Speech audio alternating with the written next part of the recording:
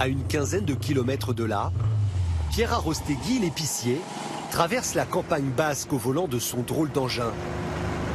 C'est une journée importante. Il va goûter le produit phare de sa boutique, le piment d'Espelette. Ça va, Pierre?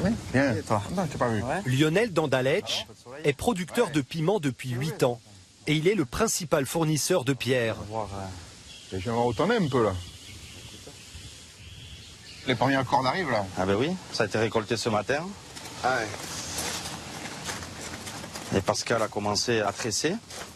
Dans la tradition basque, ces cordes de piment viennent orner les cuisines. Ces piments-là, on peut les manger. Et quand on veut un piment, on le coupe, on le détache de la corde. On peut se découper en petits morceaux pour faire l'omelette. On va jeter un coup d'œil au champ. Lionel possède 10 hectares de champs où poussent 50 000 pieds de piment d'Espelette.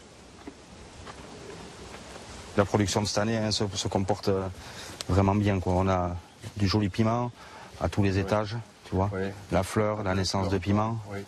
Tu vois, quand tu ouvres, tu en as à tous les étages. Si tous ces piments ils vont à terme, si tu veux, ils vont au bout, on va faire une belle récolte. Et de qualité, quoi. Le piment, il est bien, quoi. Il n'est pas trop gros, donc ça va être du piment qui va avoir de l'arôme, ça va être très, très bien. Pendant 3 mois, une dizaine de saisonniers vont récolter à la main 50 tonnes du petit fruit rouge. Il n'y a pas de mécanisation possible. Non, c'est impossible. Il faut tout récolter à la main. On doit récolter le piment à 100% mûr. Là, on a du piment, il n'est pas tout à fait mûr. Si on devait mécaniser ça, la machine, elle n'aurait aucun moyen, bon, d'une part, de ne pas dégrader la plante quand on l'accueille, ou de savoir si, tu vois, cette face, elle n'est pas mûre. Donc ce piment, il doit rester encore au moins 10 jours sur la mer, quoi, sur le plan, quoi.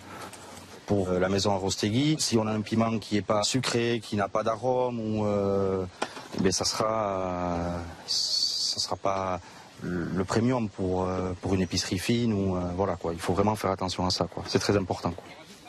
Vendue 120 € le kilo, cette épice a toujours existé au Pays basque. Elle est même protégée depuis une dizaine d'années par une appellation.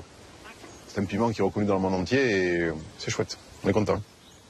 C'est le seul épice français bénéficiant d'une AOP. Hein. Ouais, même mondial, je crois. Ouais. Donc c'est une reconnaissance quand même. Hein. Ouais, c'est une reconnaissance. Un gage de qualité, quoi. Ouais. Une fois récolté, le piment sèche sous ses serres pendant 15 jours. Regarde, le piment Il crache, qui crache à la chaleur. piment, quoi. Tu vois, on a déjà des fruits qui sont bien, qui sont pas abîmés, qui sont pas attachés. Ça va faire une super poudre, ça. Ah ouais. Attention, c'est chaud. Puis il est déshydraté dans un four pendant 50 heures avant d'être broyé et dégusté. On peut pas le brûler quand même, ce piment. Hein. Ah oui, là. Donc c'est important de le sécher doucement, quoi, hein, tu vois.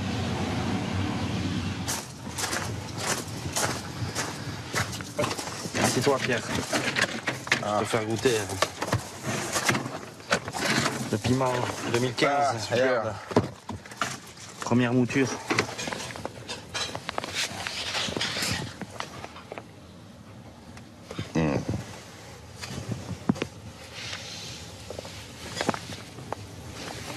C'est un piment qui a été broyé hier.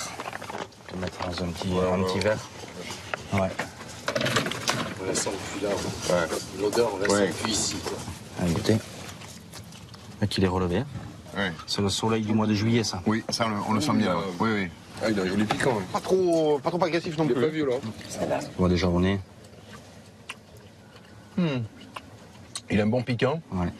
Il a une deuxième approche un petit peu de poivron. Le piquant est quand même progressif. Hein? Et il est long en bouche. Ouais, il est long en bouche. Ouais. Il reste en bouche, tu vois. Donc ça, c'est un gage de qualité, quoi. Hein. Ouais, tout à fait. Ouais. C'est quand même un aboutissement. Hein. Il y a de longues heures de travail, un peu de stress, un peu de fatigue. C'est super, quoi. En plus, le piment est bien. Non, je suis content, je suis satisfait, quoi. Satisfait, Pierre l'est aussi.